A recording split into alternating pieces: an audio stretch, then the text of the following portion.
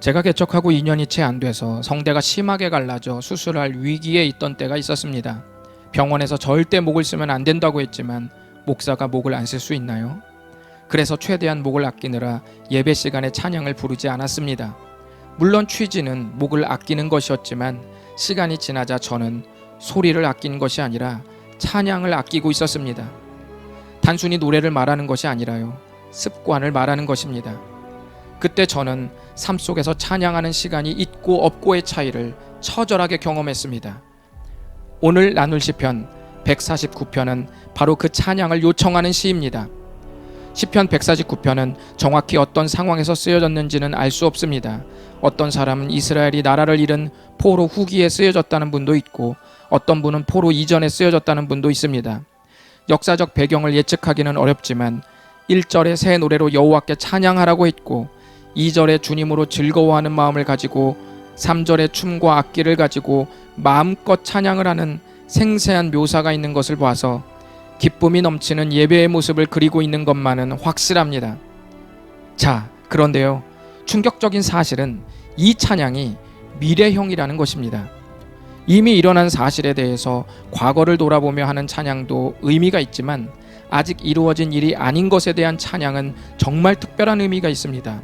이런 찬양은 신뢰가 아니면 할 수 없는 찬양이기 때문입니다. 사람들이 고맙습니다 라고 누군가에게 인사한다면 그것은 도움을 받은 후가 아니겠습니까? 계약서는 상호 간에 약속된 금액이 지불된 후에 효력을 발휘하는 것 아니겠습니까? 우리가 사는 세상은 모든 것이 된 후에 감사도 하고 효력도 발휘됩니다.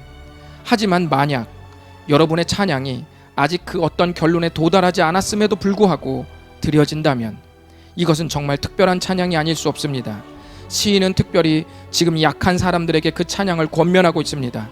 4절에 겸손한 자를 구원으로 아름답게 하실 것이라는 말씀에서 겸손한 자의 의미는 연약한 자라는 뜻입니다. 주님은 승자에게 찬양을 요청하지 않고 패배자, 마음이 무거운 자, 깊은 상심에 빠진 자들에게 찬양을 요청합니다. 주님, 모든 것이 아직 되지 않았지만 모든 미래를 주님께 맡기면서 주님을 찬양합니다 라고 찬양해 보신 적 있으십니까? 이 찬양은 미래가 주님께 맡겨지는 것에 대한 찬양입니다. 그 신뢰 안에서 주님은 반드시 그날을 준비하십니다. 미래의 우리의 모든 이성과 지각이 지나쳐온 모든 날들을 합산하며 주 앞에 엎드릴 수밖에 없는 그 날을 준비하신다는 말씀입니다. 누구나 찬양할 수 있지만 아무나 찬양할 수 없습니다. 많은 사람들이 경우에 따라 주님을 찬양하기도 하고 비난할 수도 있겠지만 이 영상을 보는 분들은 평생 미래형 찬양을 주님께 올려드리고픈 소원이 있기를 바랍니다. 내리쬐는 태양 아래서도 그분을 찬양할 수 있기를 바라고 칠흑 같은 어둠에서도 그분을 찬양할 수 있기를 바랍니다. 1933년 대한민국 임시정부에서 비밀리에 진행하는 암살 작전의 이야기를 다룬 암살이라는 영화가 있었습니다. 유력한 일본 지도자와 친일파를 제거하기 위해 작전을 펼치던 중 염석진이라는 독립투사가 사실은 변절자였음을 알게 되었고, 그로 인해 충성스러운 독립투사들이 죽는 비극이 일어났습니다. 세월이 흘러 독립은 이루어졌지만 변절자 염석진은 감쪽같이 모든 사실을 숨긴 채 높은 경찰 관료로 재직하게 됩니다. 누군가의 투서로 재판에 회부된 적도 있지만 불리한 증언을 할 증인을 살해하고 결국 무죄로 석방됩니다.